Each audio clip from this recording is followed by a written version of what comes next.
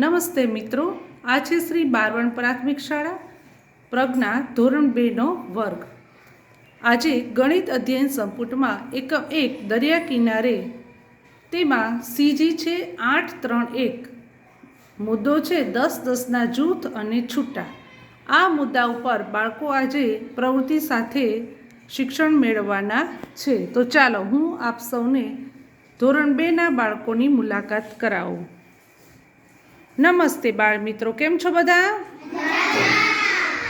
સરસ, ચાલો આપણે રમતા રમતા પ્રવૃત્તિ સાથે આજનો મુદ્દો શીખવાનો છે। તૈયાર છો ને બધા?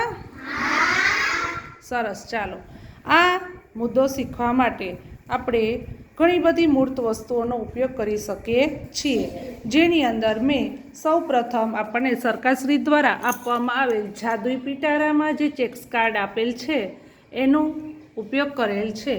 એના કાર્ડનું આ રીતે કટિંગ કરેલું છે। એ સાથે આ મારી પાસે TLM છે, જેના દ્વારા હું એકમ અને દશકનો ખ્યાલ આપીશ બાળકોને। આ થોડા મણકા છે, આ ક્વોલિટીની સળીઓ છે, જેનો ઉપયોગ અમે સરવાળા અને બાદબાકી શીખવા માટે પણ કરીએ છીએ। આ રીતે બાળકો પાસે જે પટ્ટી આવે છે એમાં જે સંખ્યા લખેલ હોય છે એનો સરવાળા અને બાદબાકી પણ બાળકો ધોરણ 1માં કરી રહ્યા હતા।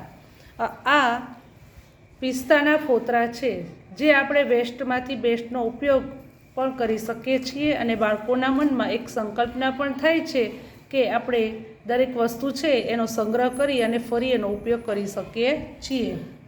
એ સાથે અહીં મેં લખોટી કે જે બાળકોને મનપસંદ હોય છે એનો પણ ઉપયોગ કરેલો છે।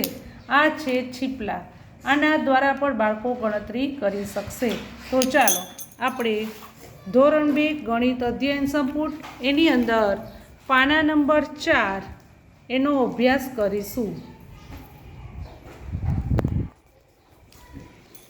જુઓ બાળકો, હવે પાના નંબર 4 ઉપર અહીં 10-10ના જૂથ આપેલ છે, જે મેં તમને ગઈકાલે શીખવાડ્યું હતું। આજે આપણે ફરી એનું પુનરાવર્તન કરવાનું છે।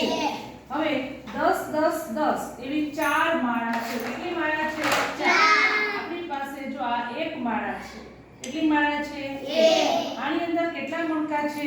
10। ફરીવાર આપણે ગણીશું 1 2 3 4 5 6 7 8 9 10। આ 10 ની એક માળા થઈ છે, બરાબર છે। હવે બીજું આપણે 10 નું જૂથ લેશું, એની અંદર આપણે 10 લખોટીનો ઉપયોગ કરશું અને દરેક વસ્તુ અલગ અલગ આપણે વાપરીશું, એટલે તમને બધાને મજા આવે। જો કેવી સરસ મજાની લખોટી છે ને? તો ચાલો બીજું 10 નું જૂથ બનાવવું છે, તો કેટલી લખોટી આમાં નાખીશ? 10। ચાલો ગણતરી કરતા જાઓ।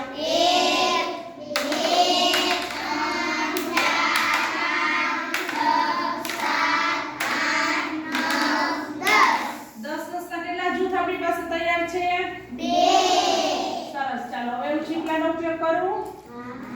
ચાલો કેટલા નાખું? 1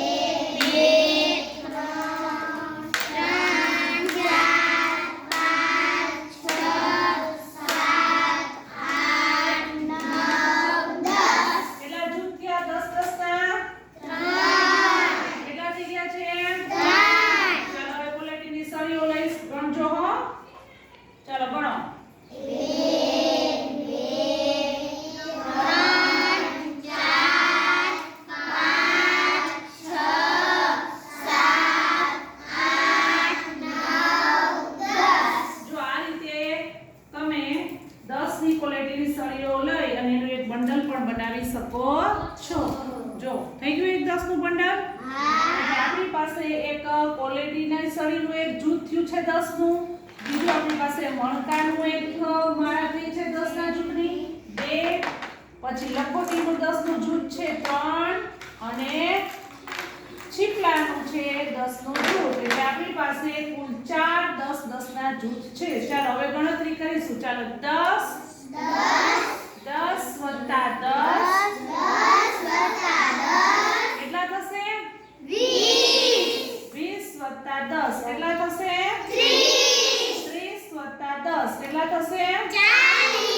હવે આપણે એની અંદર 5 છૂટા ઉમેરવા છે, તો એના માટે હું પિસ્તાનો ઉપયોગ કરીશ। પિસ્તાના જે ફોતરા છે એ હું 5 આ ટ્રેમાં નાખું છું. ગણતરી કરો જોઈએ.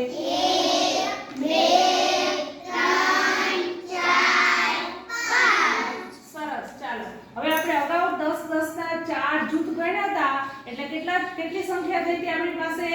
40. કેટલી થઈ હતી? ફરીવાર કહો તો બધા 40. પછી હવે ગણતરી કરીએ આપણે. 40 ને 41, 40 ને 2 42, 40 ને 3 42, 40 ને 4 44, 40 ને 5 45. જો આ કેટલી થઈ ગઈ આપણી પાસે સંખ્યા?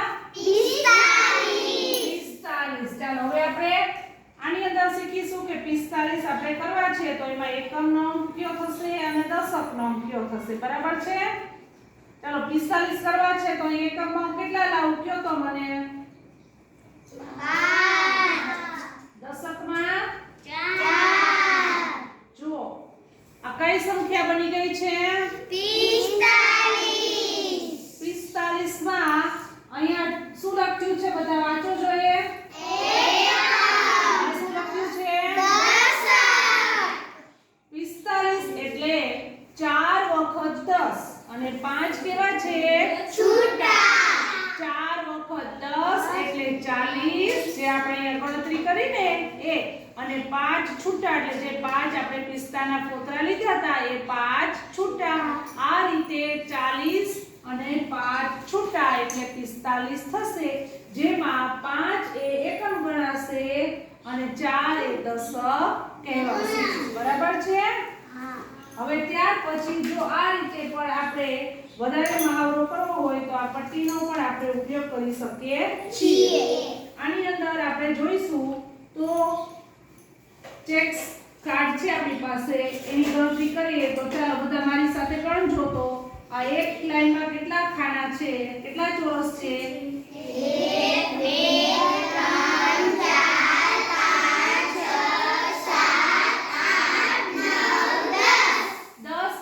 4 કેટલી હરોળ છે આની અંદર? કેટલી લાઈન છે કયો તો મને? 3. કેટલા થશે આ? 30. પણ આપણે તો કેટલા કરવા છે? 45 કરવા છે તો કેટલા કરવા પડશે? 40. કેટલા કરવા પડશે? 40. તો આ 3 હરોળ છે. હજી એક હરોળ ઘટશે ને? તો આ 30 અને હજી એક 10 ની હરોળ મેં આમાં ઉમેરી દીધી એટલે આ કેટલા થઈ ગયા આપણી પાસે? 40 થઈ જશે. હવે એની અંદર મારે 45 કરવા છે તો કેટલા છૂટા ઉમેરીશ? 5. તો ચાલો 1 2 3 4 5. અહીંયા 5 થશે તો અહીંયાથી હું 5 છે એનું કટિંગ કરી નાખું છું.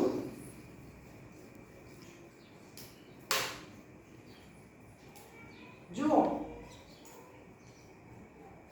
આ આપણી પાસે હતા 10 ની 1 હરોળ, 10 ની 2, 10 ની 3, 10 ની 4 એટલે 10 10 ના 4 જૂથ એટલે કેટલા થશે આપણી પાસે? 40 અને છૂટા કેટલા આપ્યા આપણે?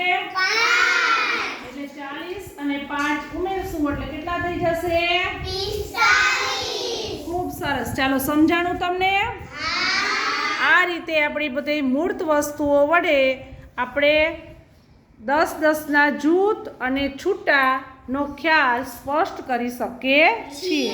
તો આ રીતે આપણે હવે વધારે મહાવરો કરવાનો છે જેની અંદર બાળકો એક પછી એક મારી પાસે આવશે અને આ મૂર્ત વસ્તુમાંથી 10 10 ના જૂથ બનાવશે અને જે હું સંખ્યા કહું એમાં કેટલા છૂટા રાખવા એનો નિર્ણય પણ તમારે જાતે લઈ અને આગળની ગણતરી કરવાની છે. ચાલો મજા આવી બધાને? ચાલો તો સરસ મજાનો સ્માઈલ આપી દો જોઈએ બધાય. એકદમ મસ્ત મજાના 12 વર્ણના ફ્લાવર્સ બની જાવ જોઈએ બધાય. ખૂબ સરસ. ચાલો 12 વર્ણ પ્રાથમિક શાળા તાલુકો અને જિલ્લો કયો છે આપણો? ખૂબ સરસ. ચાલો ધન્યવાદ.